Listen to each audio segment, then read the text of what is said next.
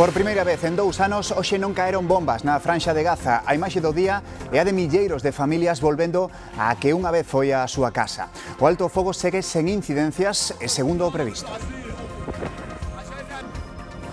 Europa elixe Galicia para acoller unha das 6 novas fábricas de intelixencia artificial que implantará no continente. O centro contará con superordenadores que nos acheguen á medicina do futuro.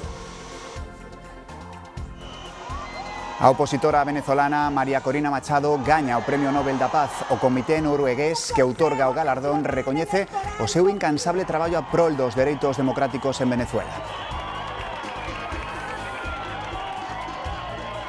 Boas noites. Comezamos co alto fogo en Gaza. O exército de Israel xa retirou as súas tropas da primeira liña da franxa.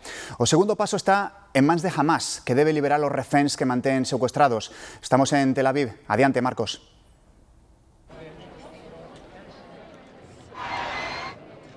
Si dende o mediodía o exército israelí xa recuou a liña amarela. Era un movimento necesario para que Hamas e a Yihad Islámica puideran atopar os restos de algúns dos reféns que aínda non tiñan localizados e que tiveran certo liberdade de movimento dentro da franxa. Aquí en Tel Aviv, na praza dos reféns, volve estar chea de xente acompañando as familias. Algúns deles, como poden ver, mesmo veñen celebrar aquí a cea do Sabbat. En Gaza comezaron a entrar tamén xa 500 camións con axuda humanitaria, pero está a ser moi difícil repartila. Como ven, esta é unha imaxe moi distinta do que estamos a ver que acontece na franxa.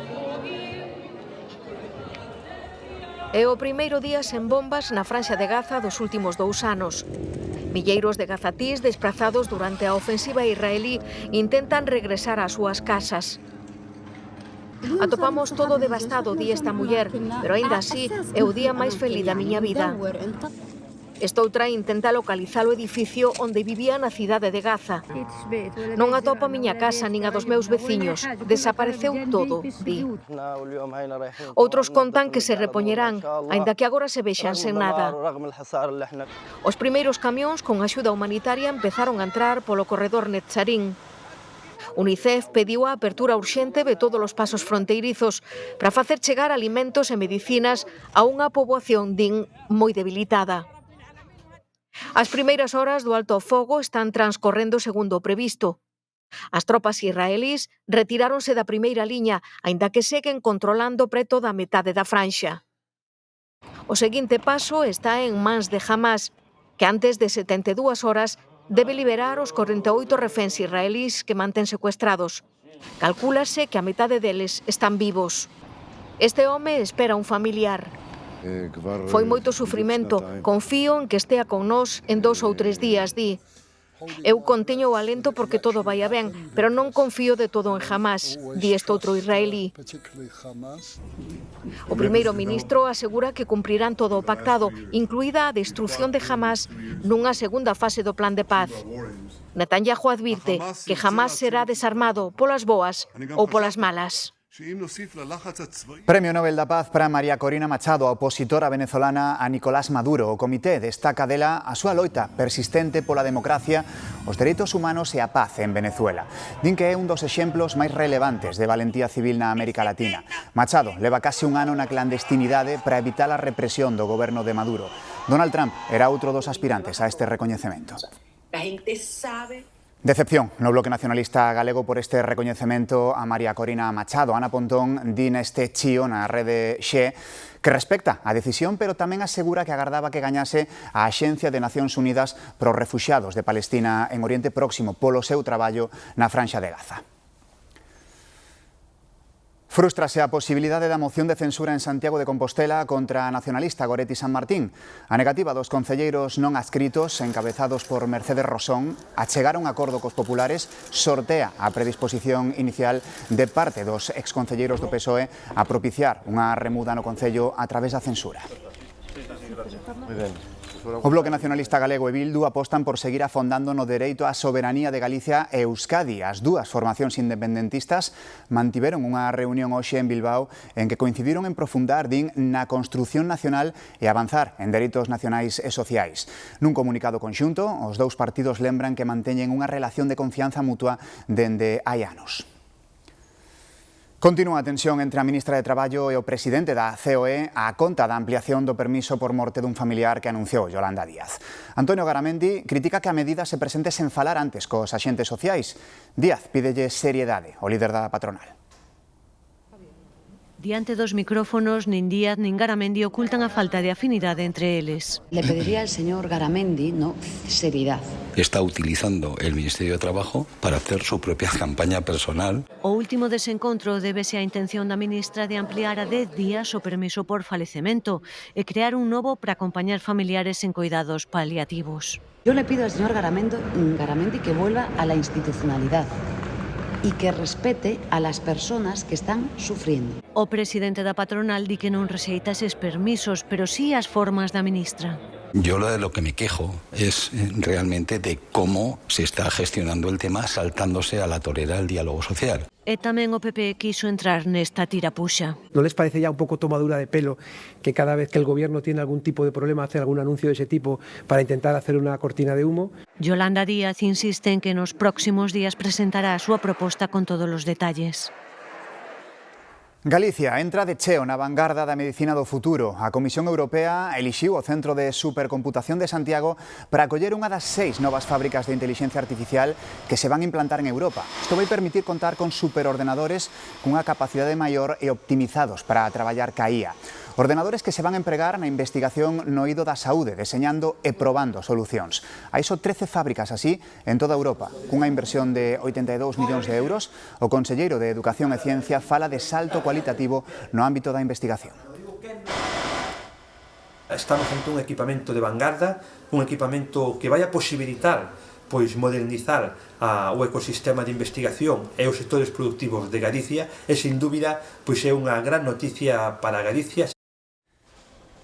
Esgotados os fondos destinados ao bono peixe da Xunta de Galicia, 2,5 millóns de euros. Case 150.000 galegos beneficiáronse da iniciativa que xerou unhas vendas de preto de 11 millóns de euros. O éxito do bono peixe é un dos argumentos da Xunta para demandar ao goberno que baixe o IVA aos produtos da pesca.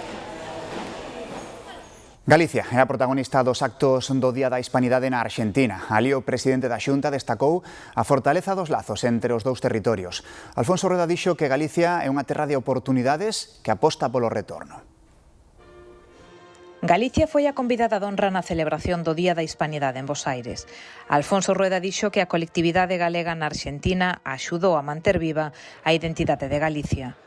No acto, Rueda tamén puxo en valor a marca Galicia Calidade. Una muestra al mundo de esa Galicia potente, moderna, que se ha renovado, que tiene empresas de referencia a nivel mundial, que todos los días está en muchísimas partes del mundo levantando nuestra bandera y sabiendo que formamos parte de un gran país. Todo eso es Galicia Calidad. Rueda animou a todos os arxentinos a facelo camiño. Cando acabe este ano, alrededor de 1 millón de peregrinos de todas partes, moitísimos de América, moitísimos da Argentina, cada vez máis nos visitan. Unha ocasión para conocernos e para devolverlles todo o que nos deron. O presidente da Xunta asegurou que Galicia é terra de oportunidades. A primeira edición da Estrategia Galicia Retorna permitiu o regreso de 28.000 persoas e o obxectivo é sumar outras 30.000 ata 2026. Portugal volve este domingo ás urnas. 5 meses despois das eleccións legislativas, os portugueses elixen este domingo os seus representantes municipais. Patricia. Sí, os portugueses elixirán este domingo os representantes das cámaras municipais e das parroquias civís do país. É a segunda vez en 5 meses que os portugueses acuden ás urnas. As anteriores foron as eleccións legislativas nas que se impuxo a coalición de centro-dereita do primeiro ministro portugués, Luís Montenegro, en no que por primeira vez a ultradereita do partido Chega conseguiu situarse como a segunda forza política por diante do partido dos socialistas. Por eso, nestes comicios locais do domingo, toda a atención está posta en saber se a extrema dereita vai consolidar esta posición de segunda forza. Se é así, o escenario que deixarían esas eleccións locais sería completamente distinto ao que deixaron as anteriores municipais. Foron en outubro de 2021. Daquela, a forza máis votada, con 34% dos votos, foi o Partido dos Socialistas de Portugal, seguido pola centrodereita do PSD 24% dos votos. Naquel momento chega a cada só o 4% das papeletas. Grazas, Patricia. En este 10 de outubro celébrase o Día Mundial da Saúde Mental con moitas actividades divulgativas e de concienciación.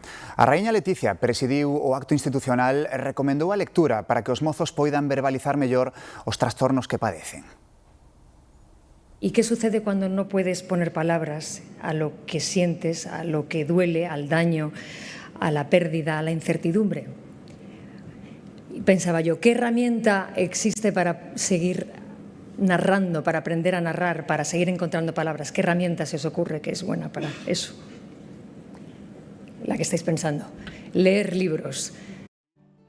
Reivindicar a atención á saúde mental e emocional en Galicia, destacar o papel coidador que fai aquí o persoal de enfermería era o propósito deste acto no Clínico de Santiago, con música para poñer en valor a expresión emocional dos pacientes e asociacións de voluntarios que falan do seu traballo con agudos en os hospitais psiquiátricos e que pediron erradicar os estigmas e escoitar. Xuntos ofreceron unha panorámica e falaron dos que hoxe son os máis vulnerables. Na adolescencia, precisamente pola súa pouca madurez, contactos con adultos, acoso en redes, con problemas de alimentación que a veces ten que ver coas redes sociais, pois con 9 anos. Cada vez máis novos fronte a un mundo que non só altera a química cerebral, senón que crea modelos irreais. Non podemos envellecer, temos que ser, sabes, estupendas e maravillosas, sobre todo as mulleres, pero tamén os homes, cada vez máis homes, pois estamos tendo problemas de trastorno de conduta alimentaria tamén en homes, porque temos que ser delgadas, esbeltas, sin arrugas. Cada vez máis presa, máis exixencia, máis sobredemanda. A donde imos? Fagamos unha autocrítica de que lugar ocupan na nosa familia pois as persoas maiores. Nunha poboación cada vez máis envellecida con moitos maiores padecendo tamén soidade. O futbolista Marcos Llorente ten millóns de seguidores en redes sociais, entre os que divulga teorías con pouca evidencia científica. Os últimos hábitos que coñecemos del son que nunca usa lentes de sol ou que só usa na casa lámpadas infravermellas. Os expertos din que son hábitos innecesarios, en algúns casos mesmo poden ser prexudiciais. Marcos Llorente di que só usa lámpadas de rayos infravermellos. Es la única luz que utilizo en casa. Un exceso inútil, din os expertos, o único efecto negativo das luces ordinarias é para conciliar o sono, e para iso non hai que complicarse tanto. Tampouco é unha cousa que sexa totalmente necesaria, con cosas de sentido común, brillos controlados e sen facer un uso excesivo de luces previas nas horas do sono, podemos ter unha hixiene do sono perfectamente sana. Las gafas amarillas son para cuando estás durante el día en interiores, o sea, es decir, fuera nunca hai que llevar gafas de ningún tipo. Aquí sí que o futbolista dá un consello que pode prexudicar a vista. Sí que está sólidamente identificado na literatura científica que está relacionada a aparición de algunas enfermedades coa exposición prolongada e continua a luz ultravioleta. Entón, penso que nese sentido sí que podría ser conveniente utilizar unha gafa de sol. Las gafas rojas con el cristal rojo lo que hacen es filtrar toda esa luz azul que tienen las lámparas, televisiones o teléfonos móviles. Mais aló de reducir o cansazo visual en exposicións prolongadas ás pantallas, é outro hábito con escasa xustificación científica para a maioría. Son filtros que se utilizan en pacientes con patologías oftalmolóxicas graves para tratamento e melloría das condiciones visuais, pero non hai unha evidencia científica sólida que o identifique como algo que podamos estender a todo o mundo. Aínda que Marcos Llorente usa as redes para difundir falsidades entre os seus millóns de seguidores, os seus hábitos sobre a luz e as lentes forman parte dun vídeo da Real Federación Española de Fútbol. Conmoción no sur de Italia tras coñecer a historia dunha muller de 25 anos que matou os seus fillos acabados de nacer. Atoparon os cadáveres no armario e as autoridades están preocupadas por se pode haber máis vítimas. En Roma, Javier Romero. Sí, todo aconteceu en xullo de 2024 cando os pais da muller atoparon os dous bebés dentro dun armario. A policía chegou á conclusión de que morreron por asfixia pouco despois do parto e que a única persoa que puido levar a cabo este asasinato foi precisamente a muller, porque os únicos restos de ADN que había ademais na zona, na habitación, ademais do ADN dos dous pequenos, era precisamente o desta muller que agora está en arresto domiciliario. E ademais tamén a policía teme que houbo un terceiro bebé asasinado e que probablemente compartiu a mesma sorte dos outros dous irmáns. 3 detidos en Madrid por un caso de agresión sexual a unha nena de só 8 anos. Un dos detidos por violala é o pai da menor. Foi a propia nai a que avisou a policía o sorprendelos ao chegar a casa. Todos os detidos de orixe latinoamericana vivían no mesmo piso. Accidente múltiple hoxe na AP9 ao pouco de saír da Coruña. Bateron 7 coches entre sí, moi probablemente porque algún condutor o cegou o sol. As consecuencias, varios feridos leves e a autoestrada cortada durante parte da mañá con ringleiras kilométricas. Completamente desfeitos e un emborcado, así quedaron varios dos 7 vehículos implicados neste accidente da autoestrada AP9 dirección saída da Coruña, rexistrado contra as 9 da mañá. O sol estaba moi baixo, que non víamos nada. En ese momento sentimos un golpe diante e xa lle dixen ao compañeiro que iba de condutor que frenara. A mí me deu tempo a librar, escapé pa un lateral, pero que viña detrás non me veu a mí, deu a min, e despois os outros dous non teño ni idea, porque foi todo moi rápido. As normas recomendan que a distancia de seguridade, en caso de pouca visibilidade, hai que aumentala. Está claro que non se produxo tal situación. Ao lugar desprazáronse 3 ambulancias do 061 para atender os feridos. Un deles tivo que ser evacuado. Tiña dor nas costas. Polo demais, estaba ben, movía todos os membros, podía falar, estaba consciente. Teño unha dor aquí no brazo e tal, e pois hai este chaval tamén ten un problema na man, unha ferida e tal, pero bueno, dentro do que podía ser, tivemos moita sorte. O accidente obrigou a cortar estes 2 carrís dirección Santiago, polo que houbo retencións kilométricas. Estamos desviando a circulación pola área de servicio. En principio, en canto retiren os vehículos, quedará aberta. Contra as 12:15 da mañá, o tráfico xa quedou completamente restablecido. E van ver como quedou un coche que esta tarde en Meira caeu por un noiro de 10 metros de altura. Así como ven, encaixado nun regato, e custou sacalo dali. Aínda que pareza mentira, o único condutor e o único ocupante do vehículo saiu do coche polo seu propio pé e só sufriu feridas leves. E atendan o que lle pasou a unha veciña de 93 anos de San Xoán de Río. A súa casa estaba ardendo e nin ela nin a súa coidadora se decataran. Os veciños axudaron a sair e comezaron a sufocar as lapas que causaron estragos. Pero es que fue cuestión de minutos, decir, oye, pues huele a humo y poco a poco, en 2-3 minutos, si está saliendo humo por todas las rendijas de la pizarra. Alberto é bombeiro en Madrid, está a pasar uns días en Mouruás, foi o primeiro en decatarse do que acontecía e alertar os veciños. A súa intervención foi crucial para evitar danos maiores. Encontramos que había una mujer y la cuidadora y estaba ya la casa llena de humo. Ellos la sacaron, yo me fui a la chimenea, empezamos a quitar troncos que estaban ardiendo, había humo ya en la primera planta y entendimos que toda la cubierta estaba empezando a arder, pero non se veían las llamas. Non se deron conta. E xusto cando subimos nós, empezaba o fume a baixarlles. E xa entramos, dixemos, eu agarrei a señora maior de 93 anos, baixámola e empezamos a apagar. Si tenéis máis mangueras, traed máis. A estrutura de madeira complicou a extinción do lume que sospeitase comezou na chimenea. Es intentar apagar poco a poco, pero cada vez que apagamos en un sitio, salía en otro, rompiendo un falso techo de cada habitación y cada vez que abríamos el techo teníamos llamas. Parte superior boardilla totalmente calcinada, o piso intermedio quedou bastante deteriorado polos traballos que se tuveron que facer de tirar paredes, falsos teitos para poder chegar ao lume, e a parte inferior danada fundamentalmente pola auga provocada pola extinción. A vivenda fora rehabilitada hai un par de anos e nela vivía a anciá cun fillo. Por agora tópanse cuns veciños. O Concello xa lle ofreceu alternativas de aloxamento mentras tramitan co seguro a reconstrucción. Outro temporal volve cebarse hoxe ca zona do Levante. A rexión de Murcia está sendo a máis afectada. En algúns puntos caeron 120 litros por metro cadrado. En Cartaxena houbo que evacuar 67 persoas dun camping e suspendéronse as clases en 13 localidades. Os servizos de emerxencia recibiron case 200 chamadas, aínda que ata o momento non se produciron danos persoais. Tamén o sur da Comunidade Valenciana sufriu asolagamentos e a caída de algunha árbore tras as chuvias torrenciais que está deixando esta novadina. Comeza a Semana da Tortilla. Imos ata Betanzos, a capital da tortilla en Galicia, a ver se somos quen de descubrir por fin o segredo que teñen alí, Xoel.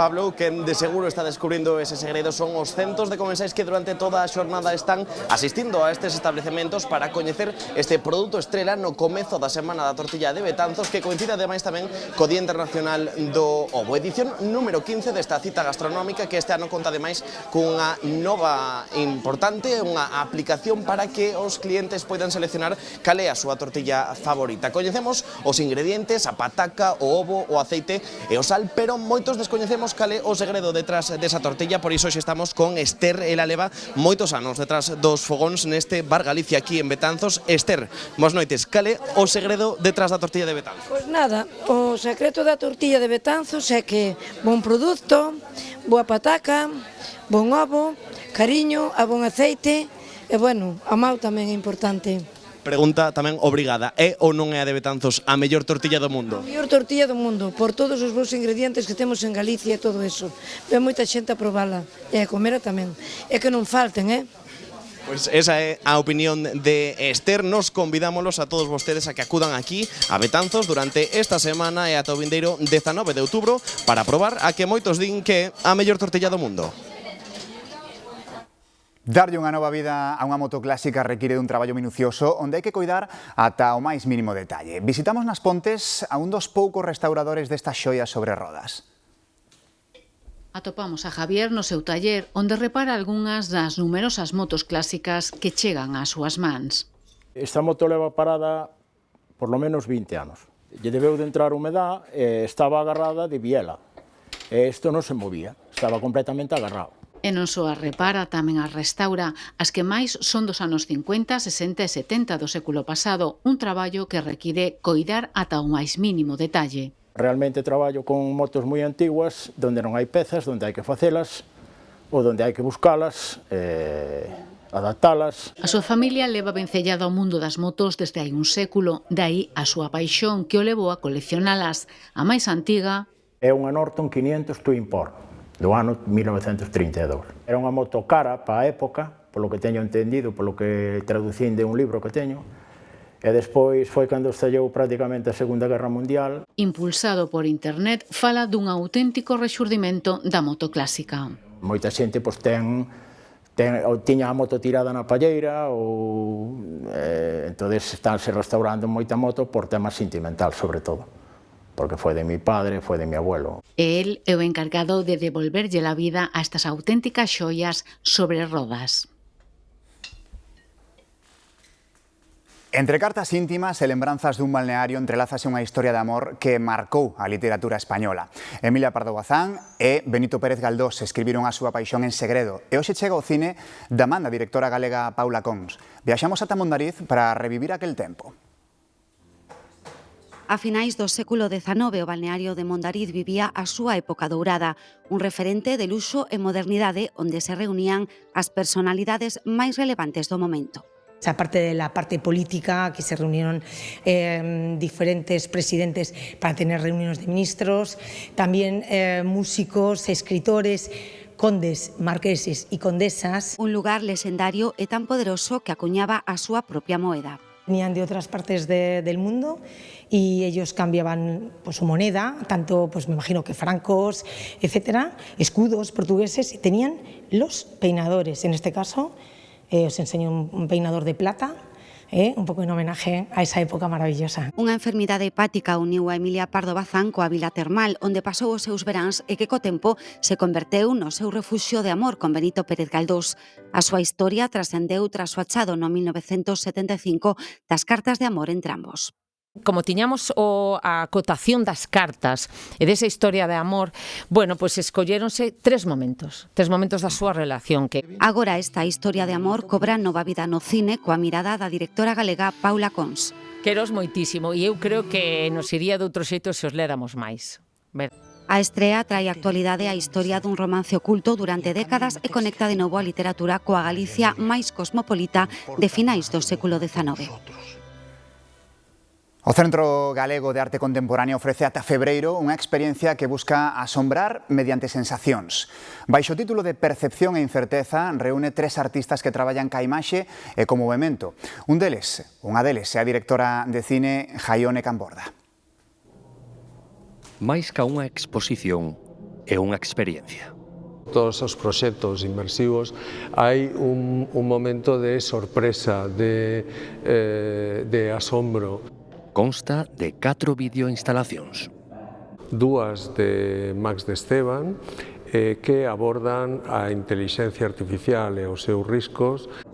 Paseamos cunha voz que nos fala do risco de ver patas arriba a nosa idea de privacidade ou liberdade, ata agora fundamentais. E, por outro lado, os avances da biotecnoloxía e tamén os seus riscos. Pregúntase o artista que ocorrería se a intervención humana chegara a crear animais con conciencia. Seguinte espazo. Está feito completamente con inteligencia artificial por Joan Foncuberta. O artista lee a Biblia, versículos da creación do mundo, e a inteligencia artificial escoita e crea estas imaxes. Y fue la tarde y la mañana el día quinto. Luego dijo Dios, produzca la tierra seres vivientes según su género. E a última videoinstalación de Jaione Camborda. Proxéctase unha película, pero nós non a vemos. Estamos detrás da pantalla, como unha persoa xordocega. É moi difícil de explicar, é moi fácil de sentir e de percibir. Un sae impresionado, con ganas de realidade.